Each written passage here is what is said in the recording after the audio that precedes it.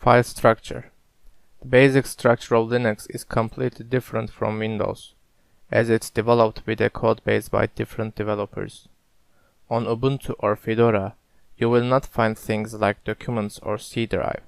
Instead, you will see a single file tree and the drives that are connected to this tree. Your home directory and your desktop directory will be part of this single tree. Technically, you will learn how any file system works, but this is not a difficult task. No registry. The registry, which holds application settings, hardware information, and much more on Windows, is not available on Linux. On Linux, applications keep their own settings under users. Therefore, there is no database that requires cleaning in Linux. Package Manager. In order to install a program on Windows, you usually need to find and download its installation package from the internet. You don't have to deal with it on most Linux systems.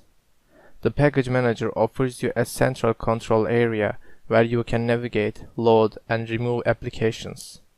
Interchangeable interfaces. The Windows interface hasn't changed much for a long time. On Linux, the interface is completely separate from core system, and you can change the interface environment without dealing with downloading. Command Terminal. Since you will frequently use Command Terminal, which is the counterpart of Windows command line, it will be necessary for you to learn command structures. Driver settings. Because of computers with Windows are so widespread, driver developers are more focused on Windows. There is no problem if you're going to use only applications such as web browser, email application in Linux, but if you want to play games, you have to think again. Do-it-yourself approach.